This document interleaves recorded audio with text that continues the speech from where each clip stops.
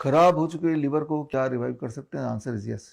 याद रखिए कि लिवर अपने आप में एक अनोखा ऑर्गन है। एक तो सबसे बड़ा, सबसे भारी ऑर्गन तो ये 2.5 किलो का होता है। आपने सुना होगा 2.5 किलो का हाथ। 2.5 किलो का हाथ होता है कि नहीं तो नहीं पता, लेकिन 2.5 किलो का लिवर जरूर होता है। तो it is the biggest organ, it is the chemical factory of the body.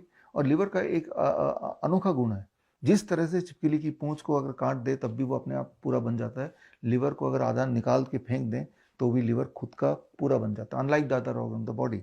तो इतनी ज़्यादा लिवर की हीलिंग कैपेसिटी है कि अपने आप को दोबारा वो बना सकता है पूरा। अगर उसको काट दे, तभी लिवर ट्रांसप्लांट करते हैं ना, किसी और का लिवर देते हैं तो जिसका देते हैं डोनर का, वो उसका दोबारा लिवर बन जाता है। जैसे हमारे ब्लड भी दोबारा बनता है, बाल दोबारा आते हैं, नाखून दोबारा आते हैं, राइट। लेकिन among the organs liver is the one जो रीशेप बन जाता है, उसको काट के फेंकेंगे तब भी।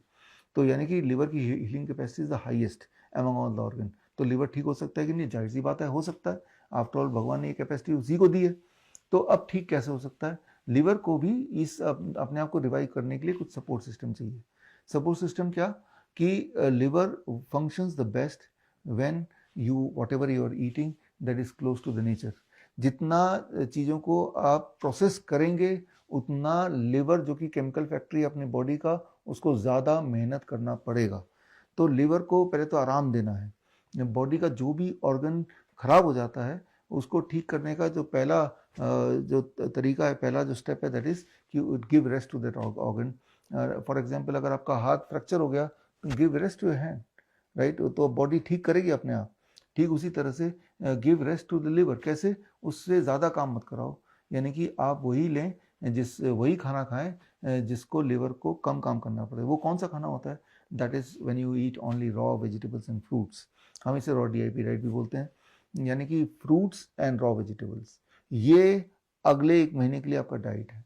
नट्स भी हो सकता है, बिकॉज वो भी रॉ होता है। कोकोनट वाटर हो सकता है, वो भी रॉ होता है, राइट। इनके कॉम्बिनेशन से स्मूदीज बना सकते हैं, इनके कॉम्बिनेशन से थोड़ा बहुत सूप बना सकते हैं। हालांकि उसमें हीट एलिमेंट ही ऐड हो गया, चलो थोड़ी बहुत फ्लेक्सिबिलिटी चल जाएगी।